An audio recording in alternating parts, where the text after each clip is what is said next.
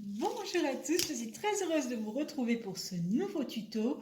Aujourd'hui, on va fabriquer un petit cottage au toit de chaume. Donc, j'ai déjà fait mes petits tracés. Là, on a la face avant. Donc, 13 cm en longueur, 11 en hauteur. Ici, on a du 7 cm de largeur pour chacun des deux côtés. Et dans la pointe, on a 7 cm. Alors, comme vous voyez, j'ai déjà fait mes tracés et vidé mes fenêtres. Pour ceux qui nous rejoindraient sur la chaîne, je vais vous montrer sur la face arrière ce que ça donne. Donc ici, j'ai tracé à l'aide de ma règle un petit soubassement de 2 cm en briquette. Donc pour donner l'effet pierre ensuite à la peinture, je m'équipe d'un petit caillou, voilà. Et donc, je viens imprimer sur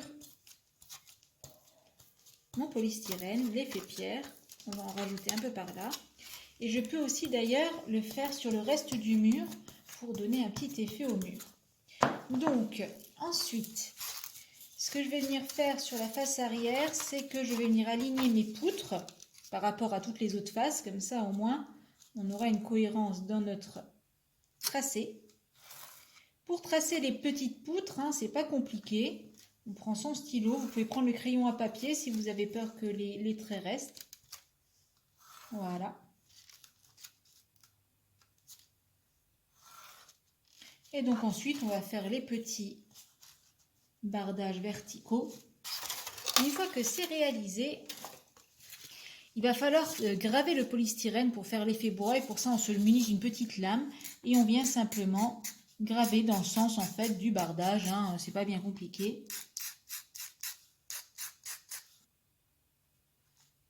Donc pour les fenêtres, ce qu'on fait, on reporte donc la taille de sa fenêtre sur un petit papier et on fait le dessin qu'on voudra sur la fenêtre.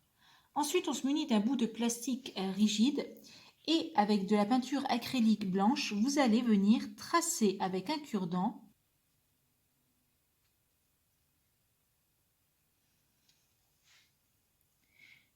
et voilà comment on trace ces petites fenêtres. C'est tout simple. Pendant que nos fenêtres sèchent, on va passer à la peinture. Donc pour la peinture, j'utilise un mélange de blanc et de couleur nude qui s'appelle nude. Alors pourquoi je mets un peu de blanc dedans? C'est pour que le nude ait plus de consistance. Vous voyez, j'y vais vraiment léger. Parce qu'en fait, il est super liquide. Et qui dit super liquide, très peu courant. Voilà, pour le petit truc. Et donc, on va commencer à peindre une première couche. Vous voyez, même avec le blanc, c'est pas super efficace. Donc, c'est pas grave. C'est une sous-couche, ici, qu'on fait. Ok. Ensuite, vous faites bien l'intérieur de vos fenêtres, c'est-à-dire l'intérieur qui ne correspondra pas à une poutre. Par exemple, ici, ça sera de la poudre, donc ça sera couleur bois.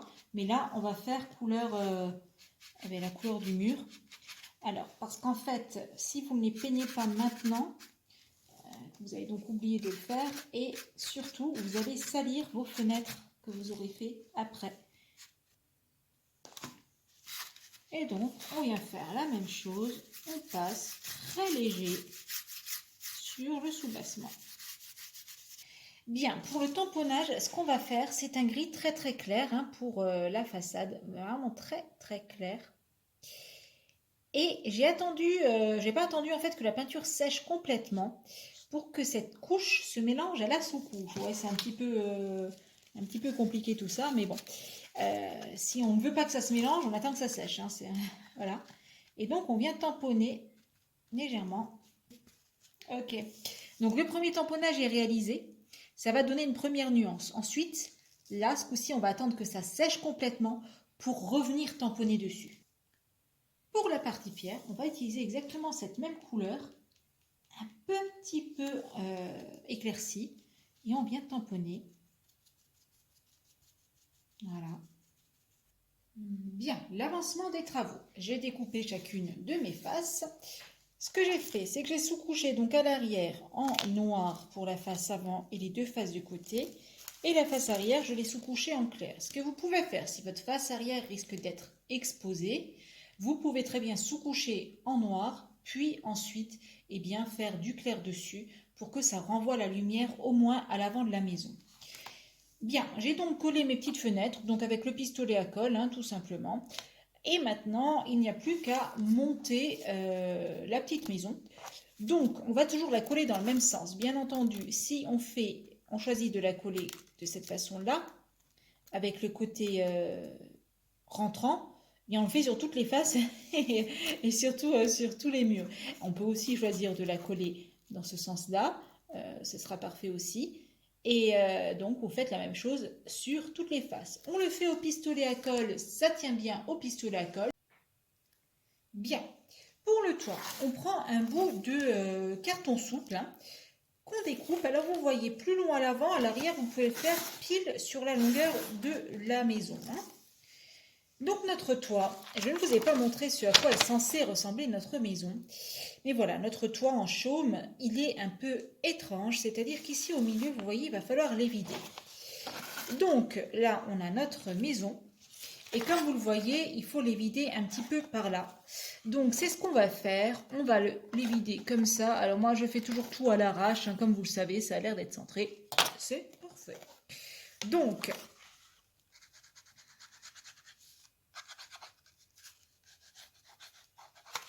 on lui fait une encoche en forme de trapèze, comme ça.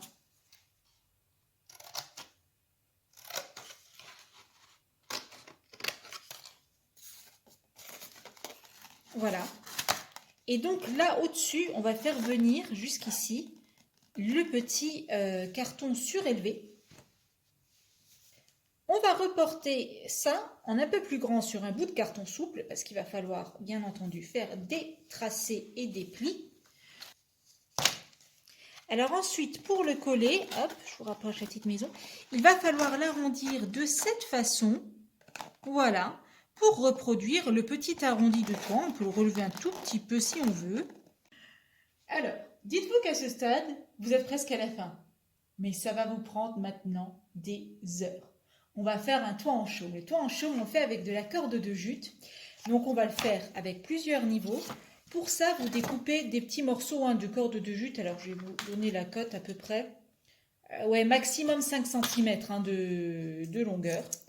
Une fois que vous avez tous vos petits bouts, et c'est là que ça va être vraiment très très amusant, vous allez, eh bien, les ouvrir. Alors, c'est cette technique que j'ai utilisée notamment pour le toit de la taverne en toit de chaume, hein, si vous vous souvenez bien, donc vous les ouvrez bien. Voilà, j'ai fait ma première couche, ça m'a pris un quart d'heure. Donc, on retaille un petit peu tout ça. Une fois que c'est à peu près taillé, on passe à la seconde couche. Donc, on émiette de nouveau et on viendra la mettre par-dessus en décalé, hein, voilà, de cette façon, de manière à pouvoir faire encore une troisième couche juste au-dessus. J'ai donc mis 45 minutes pour faire l'avant du toit. J'ai rallongé par en dessous ici avec quelques brins parce que je ne trouvais pas assez long. Et voilà, on a l'avant du toit qui est fait. Donc pour l'arrière, ça va être plus simple. Hein, vraiment, je ne vais pas émousser là tout ça. Je vais simplement le coller. Comme ça, vous verrez la différence aussi. C'est correct, mais c'est vrai que comme ça rend mieux quand même. Hein. On se retrouve après 1 heure précisément de travail et notre maison. Donc vous voyez l'avant, le rendu du toit de chaume et maintenant l'arrière. Voilà, donc avec les petites cordes non émiettées, ça fait le job, ça vous demande moins de temps, c'est à vous de voir. Ensuite, l'intérieur ici, j'ai aussi collé de la corde entière, et bien pour donner un peu de gonflant à notre toit de chaume. Maintenant, ce qui va se passer, c'est qu'il faut faire des retouches sur notre maison. Donc la couleur de la porte qui ne me convient pas du tout, je vais la changer. Et ici, vous pouvez faire les raccords. Donc soit en continuant avec l'impression pierre et mur, soit en faisant des poutres de bois. C'est ce que j'ai choisi pour faire la maison. Ici, aujourd'hui, on va utiliser des tampons. Alors oui, ce sont des tampons transparents en silicone. Ça, c'est trouvé chez Action. Et ça va vraiment nous être utile. Par exemple, j'ai déjà découpé des petits bouts de ce genre de choses, vous voyez, que j'ai déjà sous-couchés en blanc et qui iront le long de la porte, par exemple. Ensuite, j'ai aussi fait eh bien, le futur dessus de la porte, lui, qui sera juste ici. Voilà. Et on va apprendre ensemble donc, comment qu'on fait ça. C'est tout simple. Alors, ce qui est important, c'est surtout de bien garder le plastique du dessous parce qu'après, il va nous servir à faire les écritures. Et donc, c'est vraiment très simple. On va le peindre de blanc. Une fois que c'est sous-couché en blanc, on laisse sécher tout simplement. Et donc, là, ce qu'on va faire, c'est nos bordures. Donc là, pour nos petits morceaux d'encadrement de porte, eh bien, on va faire du brun maintenant que la sous-couche a bien pris. Voilà, comme ça, notre brun sera bien visible, bien net. J'ai choisi ces petites choses de bois hein, qui sont dans les mélanges de bois qu'on achète. Vous pouvez aussi prendre les supports à bougies. Je n'en avais plus, je pensais en avoir, mais je n'en avais plus, donc je me suis dit pourquoi pas essayer avec ça. Donc là, comme on est sur un ensemble de bois, je trouve que ça pourrait vraiment être sympa de rester dans cette optique. Et on va les transformer en petits lampadaires extérieurs. Pour réaliser l'enseigne, j'ai donc découpé le centre du support, voilà. Et c'est là-dessus qu'on va reporter l'enseigne, enfin l'intitulé de cette maison. Donc on se l'écrit sur une feuille et à la même manière que nos fenêtres, on pose notre plastique et on vient écrire avec un petit cure-dent. On continue avec notre enseigne. Donc à peinture mouillée, on vient déposer, hop, voilà, notre petit plastique.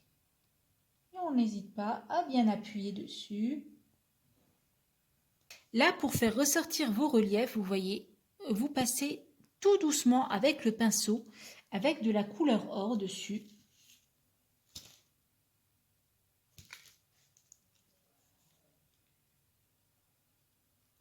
Vraiment léger, hein, juste pour faire ressortir le relief.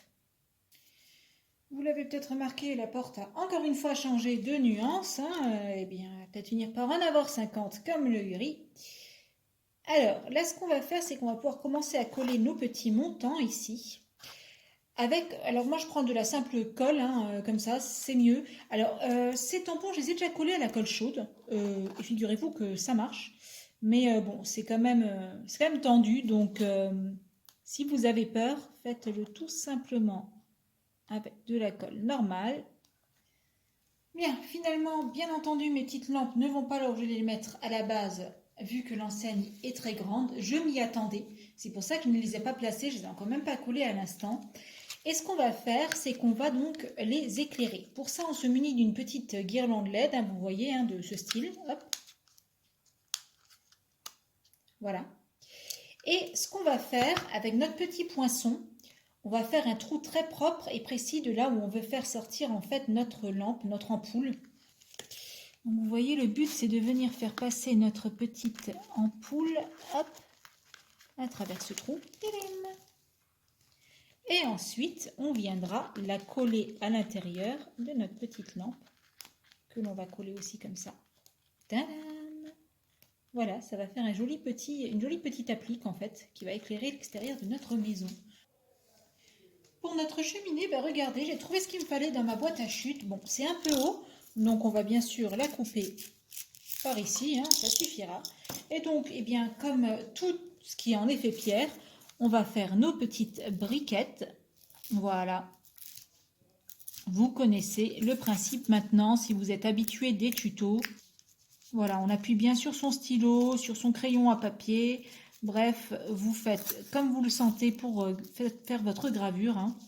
Et là, voilà notre petite maison où on pourra déguster des huîtres.